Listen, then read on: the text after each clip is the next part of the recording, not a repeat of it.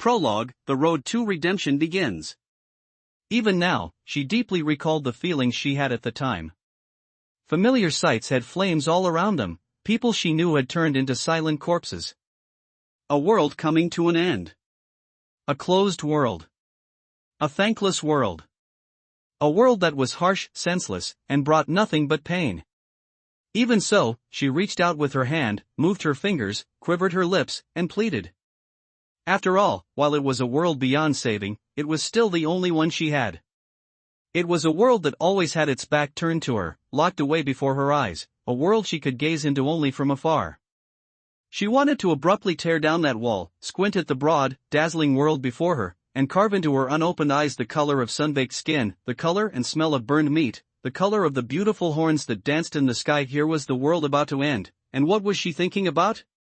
For even then, she could still remember the feelings she had at the time. Thereafter, she devoted each and every day to expunging her guilt over those feelings above all else.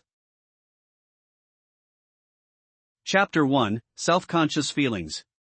The first thing that flew into his eyes as they blinked open was an artificial sense of dazzling white.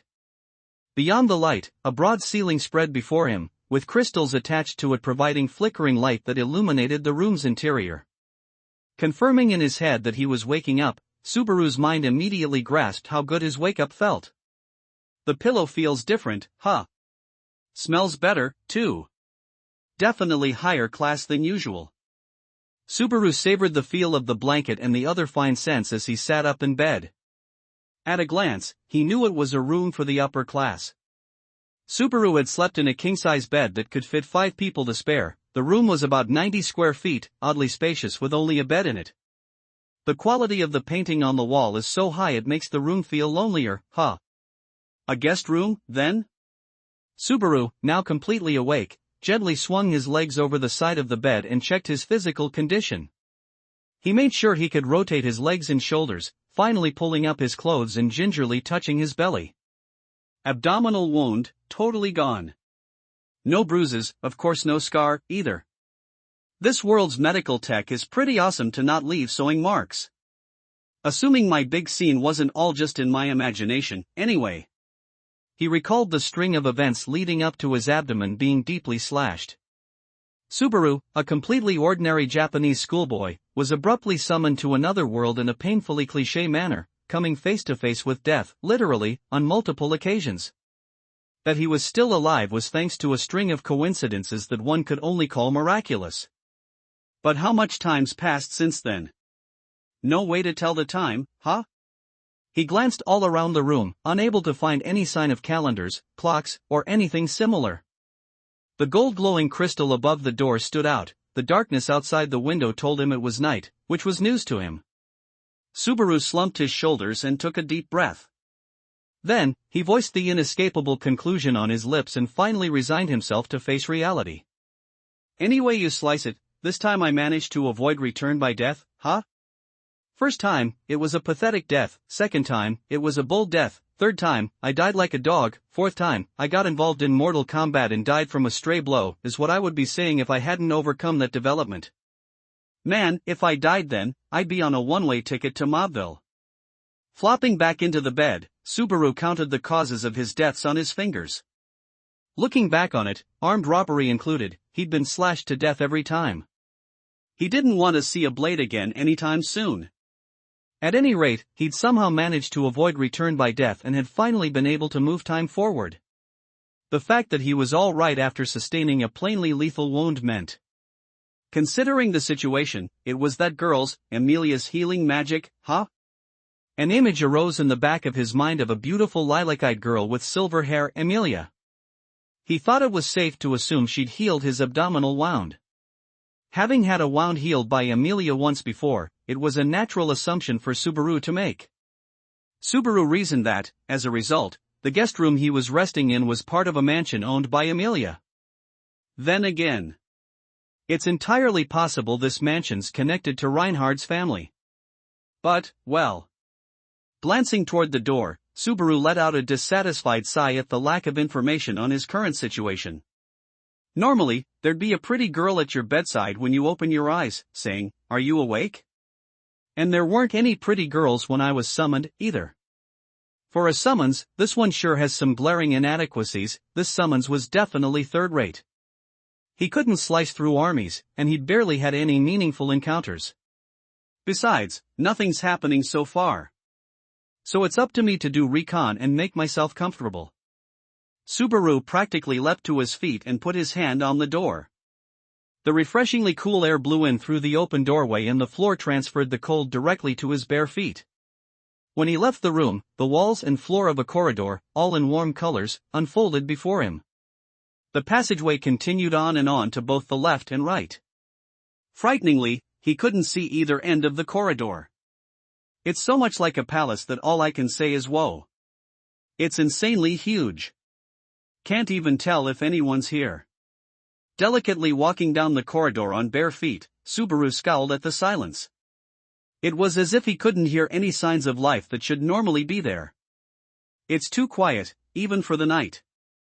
Makes me not want to raise my voice. Personality-wise, Subaru was geared toward asking, is anybody here? In a loud voice, but the present circumstances made that too dangerous. After all, Subaru had not yet determined whether this was a safe place for him or not. Subaru had accepted as a matter of course that the host was friendly, but in the worst case, it was possible the assassin with a love of slitting bellies might have returned and abducted him. All the same, he wouldn't be able to lift a finger if he assumed everything was doomed. Kenichi once said, life must be lived. That's what I think, too. Incidentally, Kenichi was Subaru's father. It was very fitting that a person like him was his father. Subaru's steps forward did not falter. But after walking a while, Subaru twisted his neck a bit. I've walked this much, but I haven't hit a bend. Is that even possible? Unsurprisingly, he could not contain his misgivings. Subaru turned around, thinking about going back the other way. Then he raised an eyebrow and remarked, that painting. I think it was right in front of me when I came out of the room. Subaru crossed his arms as he stood in front of the oil painting decorating the corridor. The painting was of a forest scene at night. He felt like it was the same as the one he'd seen when he stepped out of the room. Unless Subaru had moved at the literal pace of a snail, he jumped at the only possibility he could think of.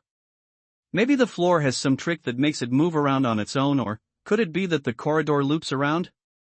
He'd probably turned in the opposite map direction after going a certain way. It was a field trap like you'd see in an RPG. If the corridor's looping, maybe it's got something to do with return by death. Subaru, hoping someone out there agreed with him, grasped the doorknob of the closest room and opened it. When he did, a no-frills room that had nothing within greeted him. Of course, no one was in it either. A looping corridor with any number of rooms. So if I don't find the right one, I can't get out? Though he hadn't yet truly accepted he'd been summoned to another world, here he was facing a new fantasy element right after waking. So if this goes according to cliché, it could take me hours to find the right one. I'll go hungry, my mind'll give out, then my body will, too. If that's the case, the situation made Subaru want to hold his head. Taking a deep breath, Subaru wiped the sweat off his brow and took the first decisive step forward. He twisted the doorknob of the door facing the oil painting, in other words, the door that looked like the one Subaru had exited. I'll sleep in my room till someone comes. Maybe that first room was the goal anyway. Speaking his characteristically flippant thoughts, Subaru entered the room. How do you look like such a deeply irritating person, I wonder? Within the book-filled archive that Subaru had no recollection of seeing earlier, a girl with curly hair glared right at him. It was a room that truly screamed book archive at you. The breadth of the room was about twice that of the first one, chock full of bookshelves that rose to the ceiling. Each shelf was lined with books. It hurt to even try to guesstimate. Man, here in a place full of books and I can't read a single one. What a bummer. His breath caught when he looked all around the bookshelves, unable to find a single one with the title on its spine in Japanese. It wasn't some sort of alphabet, either. Rather, these were characters like those he saw in the royal capital, the characters in common use in that world. Subaru let out a sigh as he looked over the characters he couldn't read no matter how hard he tried. Looking all over someone else's bookshelves, and sighing on top of that. Are you trying to offend, I wonder? Perhaps I should respond in kind? Your pretty face'll go all to waste if you're that prickly. Come on, smile, smile. I am simply pretty by nature. I suppose my contemptuous sneer should be enough for the likes of you. Putting the tips of her fingers to her cheeks, the girl formed a cruel smile.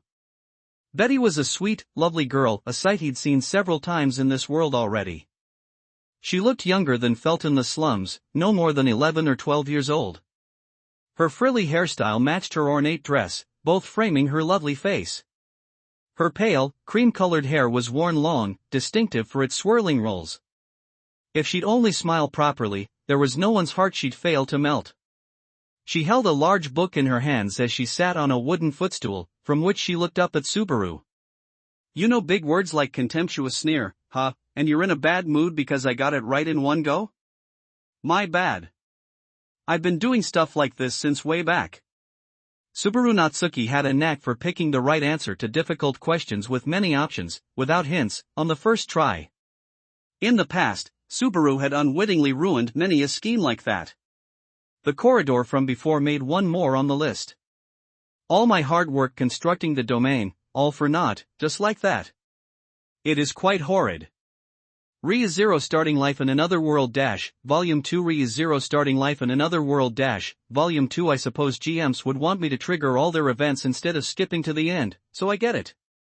My bad, my bad. Subaru made a light wave of his hand in apology while the girl glared at him with half-lidded eyes. Apparently, it was this girl's scheme that Subaru's thoughtless act had foiled. Well, let's make that water under the bridge. Could you tell me where this is? Oof. It is my archive, my sleeping quarters, my private chambers, perhaps? Shouldn't that make me feel kind of sad for you? I mean, you don't have your own bedroom to sleep in? That's horrible.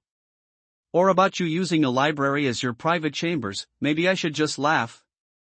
Are those remarks intended with a touch of teasing, I wonder? The annoyed girl replying with blunt sarcasm, who called herself Betty, puffed out her cheeks and advanced upon Subaru. I am finally reaching the limit of my patience. You should be put in your place a little, I suppose. Hey, whatever you're planning, let's not. I'm just an ordinary guy, no combat ability at all here? His eyes became smaller and damper as his body made tiny quivers in a showy pose. But the speed of the girl's soft footsteps increased. Stay right there. Suddenly, Subaru was assailed by a feeling like a chill up his spine. The girl, already before his eyes, stretched out her hand all the way to Subaru. Subaru froze as the girl, her height not reaching near his upper chest, stared at him with pale blue eyes. His skin broke out in goosebumps as a quiet, high-pitched ringing echoed inside his skull. Is there something you wish to say? As the girl posed her question, he unfroze for a moment. Subaru searched for the best thing to say during the instant he had been permitted. Subaru's gaze wandered as his lips quivered. It's not gonna hurt, is it? Should I applaud your devotion to your flippant tongue, I wonder? Speaking with a tone of genuine admiration, the girl reached her hand to Subaru's chest. Her palm pushed against his breast, her fingertips pressing softly against the surface. It felt ticklish. And blah. The next moment, Subaru felt like his entire body was on fire. Something was running wild inside him, making him feel like he was on fire from the tips of his fingers to the very ends of his hair. The eerie pain was as if a finger of flame were tracing his internal organs. His vision darkened. When Subaru came to, he had fallen onto his knees, a large amount of tears flowing from him. It seems you did not faint. Perhaps you are as sturdy as I heard? What did you do, Drill lowly? I simply interfered with the mana inside your body. Does the circulation feel slightly off, I wonder? The girl calmly murmured as she knelt down and jabbed a finger into Subaru's body. Well, it would be good to confirm whether you had hostile intent or not. And, for your rudeness toward my hard work, your mana should be confiscated before letting you go, I suppose. Subaru, having reached his limit, was unable to remain upright from the jab, his head falling to the floor. Despite this, he was able to slowly use his neck, looking up as the girl glared down at him with a sadistic smile. You're not human, are you? And I don't mean your personality. You are quite slow to grasp that for someone who has met Pucky already. The girl looked down with amusement as Subaru crawled. She looked younger than her choice of words hinted at, feeling like the sort of little girl who'd rip the wings off an insect in a cruel game. Correction. Your personalities, inhuman, too, surely a sublime being far beyond your ability to measure, human. It was an overly glacial statement coming from the lips of a little girl. Subaru felt the inside of his chest smolder. But he had no strength left to describe the heat with words. Subaru's consciousness sank into darkness against his will. Geez, I just woke up and I'm getting knocked out again? If you died here, your husk would be troublesome to remove. I shall speak to the others. Don't say husk, it makes me sound like an insect, you little brat. Subaru returned to sleep once more, unable to move even his frivolous tongue. My, it seems he has awakened, sister. Yes, Remington. He is awake. When he next awoke, two girls spoke, their voices sharing the same timbre. He was in the same soft, comfortable bed as before. The slight opening of the curtains let in the dazzling rays of the sun, burning sleepy Subaru's eyelids. He instinctively assumed it was morning. Ugh, I'm not so much nocturnal as I am a denizen of the night. Waking up in the morning makes my chest burn. Wide awake, Subaru sat up as he remembered that his day and night cycles were inverted while school was out. He looked around, rotated his shoulders, and shifted his hips toward the window as he looked in that direction. Dear guest, it is now 7 solar time. Dear guest, it is about 7 solar time. Their friendly voices conveyed the time of day. 7 solar time, he didn't know what that meant, but he guessed it meant something similar to 7 a.m. That being the case, if you don't count the wake up earlier, I've slept for about a whole day, huh? Well, my record is 2.5 days, so this is no big deal, really. Sister, did you hear? Quite a lazy thing to say. Yes, Rem, I heard. Quite a good-for-nothing thing to say. So who are these ladies who've been chewing me out in stereo here? Subaru sat up quickly, taken by surprise at the girls, sandwiching the bed from both sides. The girls rushed a short distance to a corner of the room, joining hands, and drawing their faces close as they looked at him. Standing side by side, their faces were two peas in a pod. The girls were obviously twins. Both stood about 150 centimeters tall. Their big eyes, pink lips, and the soft, youthful loveliness of their faces made them outright adorable. Both wore their hair in short bobs, with their hair parted to fall across one eye, the right eye on one and the left eye on the other. The way their hair was parted and the fact that one had pink hair and the other blue were the only visual clues to tell them apart. The twins watched Subaru carefully. His mind quivered, as though it were all scratched up, as he suddenly realized. No way. There are maid outfits in this world, too? They wore black apron dresses with white accents and white lace headpieces on their heads. These outfits were specially modified to expose their narrow shoulders, which, combined with the short skirts, flaunted their body lines in scandalous ways. Subaru didn't know a whole lot about maid outfits, but he was certain the level of skin exposure represented the designer's personal taste, though the twins who wore them were beautiful regardless. I thought maids were supposed to dress modestly, but I think I'm a fan. This is terrible, sister. Right now, in dear guest's head, you are the subject of obscene, degrading thoughts. This is dreadful, Remington. Right now, dear guest's head has become filled with completely disgusting thoughts about you. Don't take my mental capacity for granted, ladies. You're both going to star in my fantasies. Subaru crossed his forearms and made suggestive motions with his fingers. The gesture made the two maids' faces tremble. The girls wrapped around each other, releasing their hands and pointing at each other. Please forgive me, dear guest. Let me go and defile sister instead. Please stop this, dear guest. Let me go and humiliate Rem instead. Where's the sisterly love here? I mean, selling each other out and making me some arch-villain? The two maids pushed the role of scapegoat onto the other, looking at Subaru as if wondering which one he'd sink his evil fangs into first. That was when he suddenly noticed. Knock, knock. The girl stood inside the open door, tapping it softly while looking at the three of them. Couldn't you wake up with less drama? Today, she was letting her long silver hair hang naturally all the way to her hips. Her outfit was not the robe he'd seen at the capital but rather, an outfit that accentuated her light skin and slender physique with its design. The skirt was unexpectedly short. Subaru, marveling at how it showed off her long legs, pumped a fist. I get it. Whoever chose this, I get what they were thinking. The silver-haired girl Emilia gawked at Subaru's praise. I'm not quite sure what you're referring to, but I'm very disappointed that I know it's something meaningless. In one move, Emilia's sudden visit had greatly improved Subaru's mental state. In a place full of unknowns, his incident with the first little girl he had met was especially poignant. Seeing Emilia, a friendly face he'd known since just after his summoning to another world, made it all the more special in his mind. To think I was worried a bit when I heard Beatrice was rough on you when you were low on blood. I really shouldn't have bothered. I'm in a super good mood from waking up to your face, though. And I'm a little afraid to ask this, but, with Emilia giving him a suspicious look, Subaru put both his hands together and timidly looked at her with upturned eyes.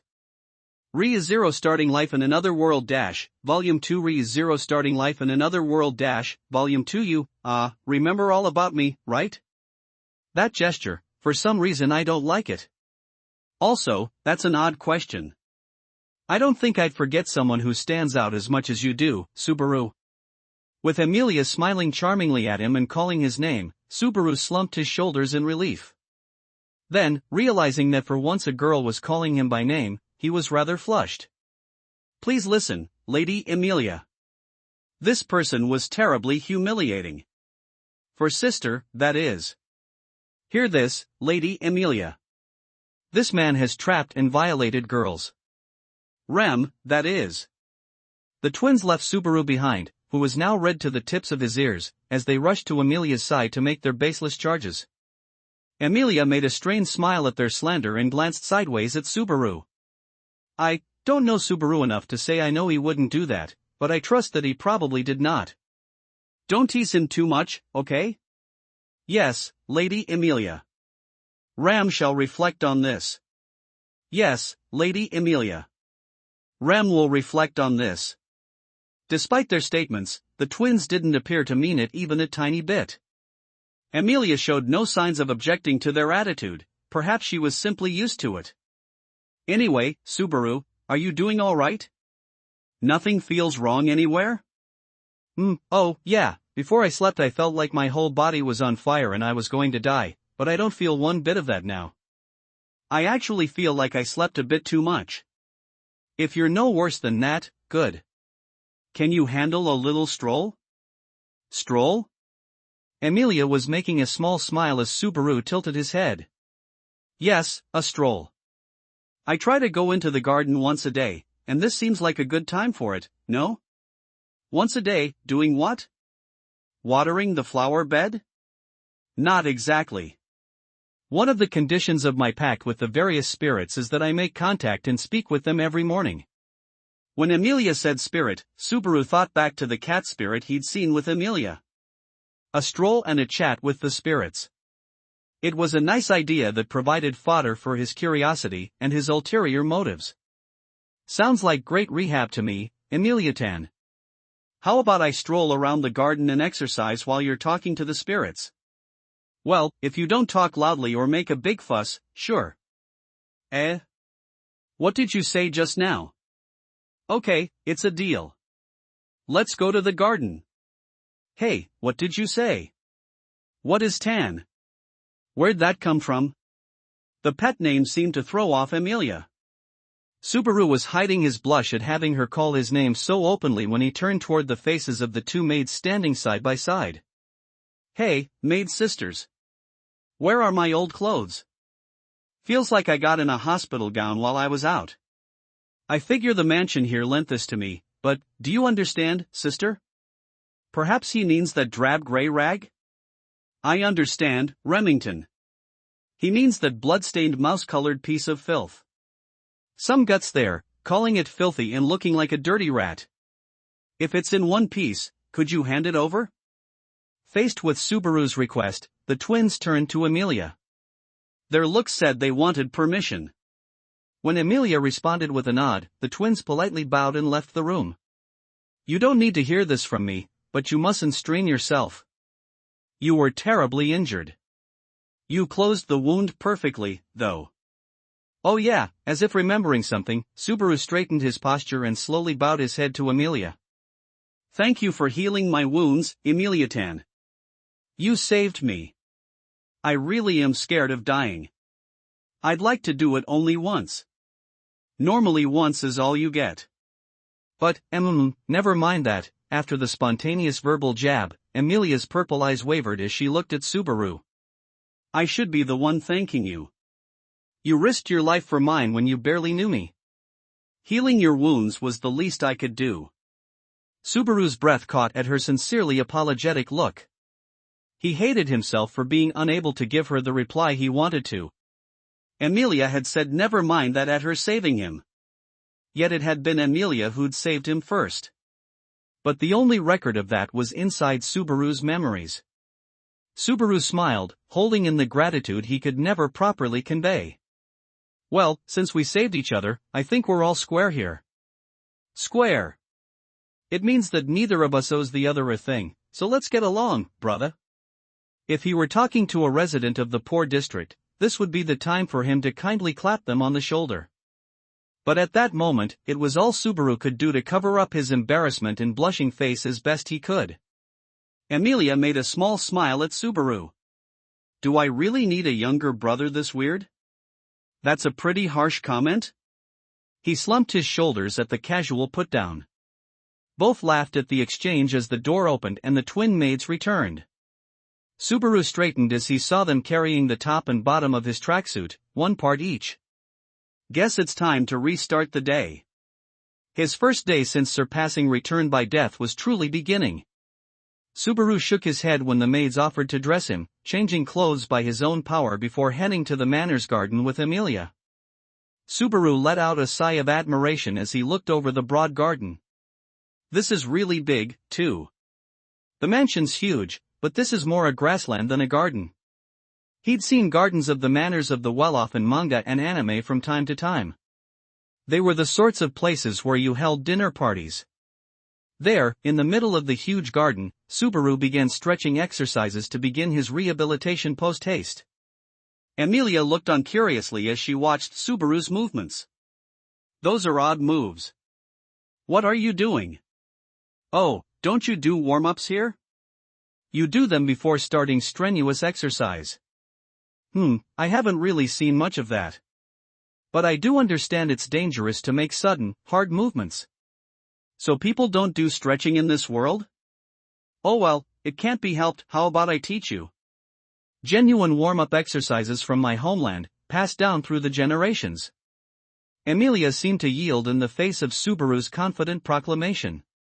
All right. Just a bit, then, she said, copying Subaru.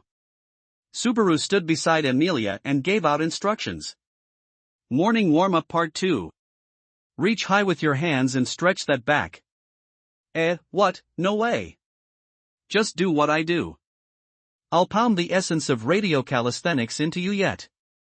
With Emilia lost, Subaru scolded her and followed the beat of a routine famous around the nation. Emilia was still bewildered at first but proved a quick study. When both finished making their final deep breaths, Subaru spread both hands into the sky. And last, raise your hands. Victory! Victory! Okay, there you go, Emilia-tan, you are now a radio calisthenics novice. Having finished doing calisthenics with all her might, Emilia's face showed the new title had made a deep impression.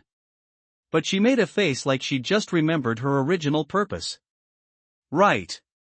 Things really got off the beaten path, but if I forget this, they'll be upset.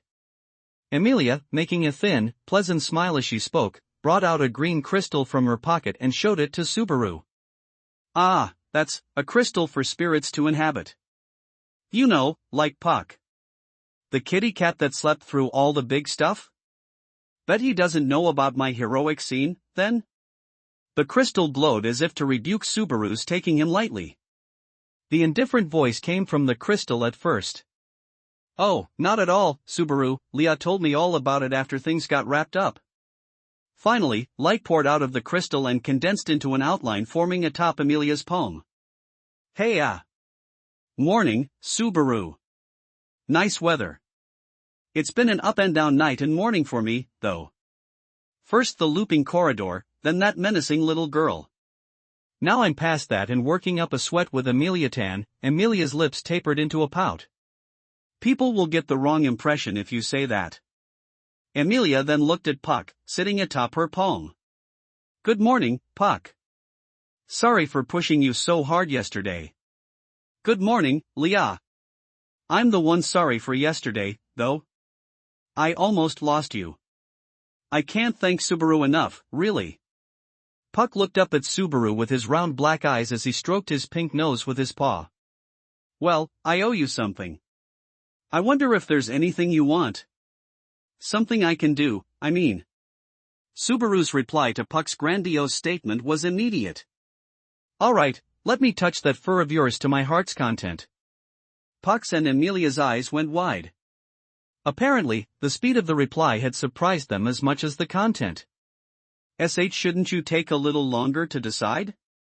Puck might look small and unreliable, but his power level really is quite something. Hey, to me, being able to feel fur-like from the finest fabrics is a really huge thing. I wouldn't take any amount of money over it. No, seriously. As Subaru spoke, he indulged his right and stuck his finger toward Puck, first belly, then chin, and the ears to finish him off. Oh, these ears are addictive. I'm totally into your fluffiness here. I know from reading the surface of your thoughts, but to hear you actually say it, wow. Subaru liberally toyed around as Puck made pleasant noises from his throat. Amelia let out a sigh of resignation as she watched Subaru and Puck play. Well, I'm going to talk to the lesser spirits, then. It's fine if you two play, but don't interfere, okay? So, she dumped us. Yep, she dumped us. As both slumped their shoulders, Amelia made a point of ignoring them as she softly went to a corner of the garden. She gave the ground a light brush before sitting down. Amelia closed her eyes as pale lights began to surround her. He'd seen that sight before. Lesser spirits, huh? That's right. Most are classified as lesser or greater spirits, though a lot are outside of those categories. Not that it doesn't help, but I don't know how to classify them. Subaru knew that the lights frolicking around Amelia were lesser spirits because Amelia had said as much during the loop in the royal capital. As Amelia sat, she spoke softly to the minor spirits, smiling from time to time. The minor spirits seemed to brighten or fade accordingly. You said a pact with minor spirits, but, what is that? A ceremonial pact with a spirit, forging a covenant.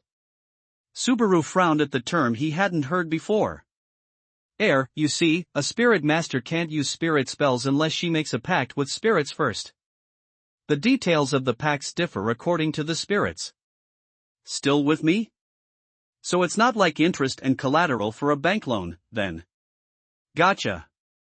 My name's not Gotcha, but let's move on. So individual spirits want different things, but minor spirits like that just want pacts with simple conditions like contact with the caster. So it's like easy stuff for beginners. I take it that doesn't work for other spirits? It helps that you're quick on the uptake. This won't get far if you keep going off on tangents, though? Oops, said Subaru with a blushy smile. For his part, Puck gave him a warm look as he toyed with his own whiskers. Right, it's a bit harder to satisfy a spirit with a mind of his own, like me. I'd like to give to the pact maker as good as I take, but my conditions with Leah are pretty strict. It's been on my mind since earlier, but Leah, that's a cute nickname. Your Amelia Tan's even cuter, though. I should call her that, too. Don't. Seriously. I'm begging you. With puffed-up cheeks, Amelia cut into their silly games. As Amelia returned, the spirits around her winked out. Apparently spirit talk time had come to an end. Subaru stood up and brushed the grass off his rear. Quality time over?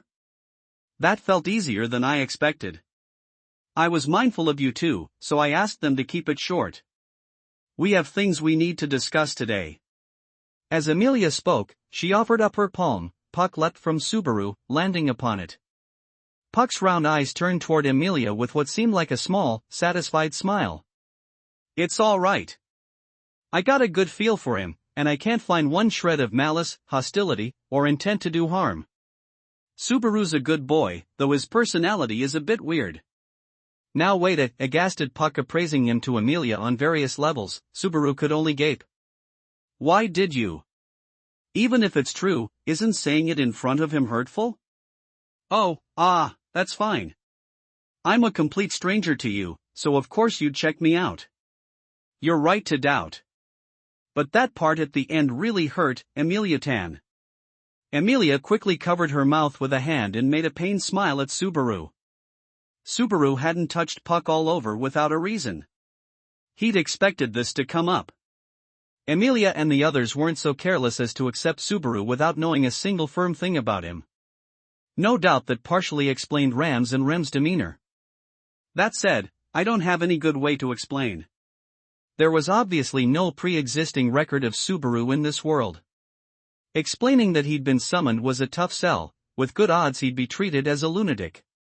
That being the case, letting Puck get a good read on him was the best option. Words from Puck, trusted by Emilia and able to read conscious thoughts, were a lot more convincing than anything Subaru could come up with. It's all right, Leah. Oh, and I know what you were up to, Subaru. Naughty boy, using my mind reading like that. I'm honored. Let's get along famously, my friend. How Subaru addressed them put a look of shock on Puck's face. He then broke into a wide smile. It's been a while since I got this kind of treatment. I like it. I'd rather hear those words from Emilia-tan. Oh well, as they say, to take down a general, first take down his horse. Well, you're kind of a cat, so does that still make sense, I wonder? A surprised look came over Emilia as she watched Subaru put a finger to his chin and sink into serious thought. When Subaru curiously raised his eyebrows, Emilia inhaled a bit. Really, Subaru, you are so strange. Huh? Giving leading looks to a half-elf like me who speaks to spirits like it's a normal thing, it surprised me, even as a joke. In his heart, Subaru countered, would you be as surprised if you knew it wasn't a joke? But he forgot all about that as he fell for Emilia's charming smile. This smile was on par with the one she'd given him when they'd exchanged names at the royal capital. It seemed fleeting and fickle, which only made his heart flutter all the more. Her beautiful, flowing silver hair was as surreal as dew in the moonlight, her skin was as pale as the first snow. Her violet eyes seemed to hold Subaru's mind firmly in their spell and wouldn't let go. He knew she was sublime, beautiful, with a heart of gold wrapped around an unshakable core. Subaru wanted nothing more than to put his hands on his cheeks and give thanks to Mother Nature, but he abstained. Wonder what's with those two? And, as Emilia mentioned something she'd noticed, Subaru looked toward the manor. The twin maids were walking down from the mansion. Both gave formal bows before Subaru and Emilia, speaking in perfect stereo, not off by the slightest bit. Master Roswell, Lord of the Manor, has returned. Please come this way. Their perfect combo surprised Subaru, but the maid's change of demeanor surprised him more.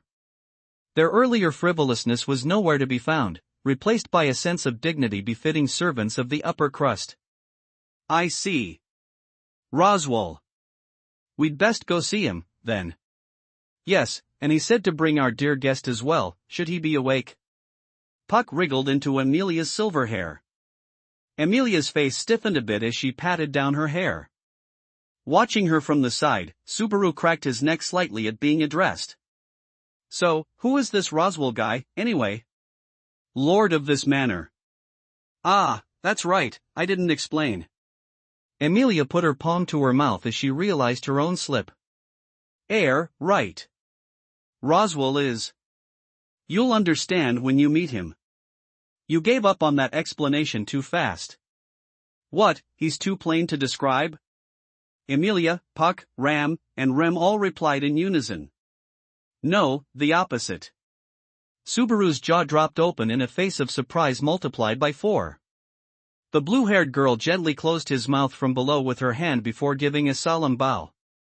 The pink-haired maid standing beside her motioned to the mansion.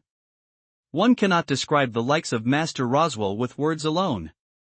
You shall understand when you meet him, dear guest.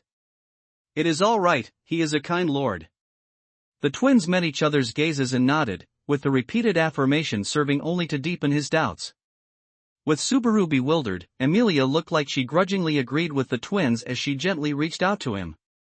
Giving Subaru's shoulder a couple of pats, Emilia murmured in a grave voice. "You'll probably get along just fine, Subaru. He'll wear you out, though."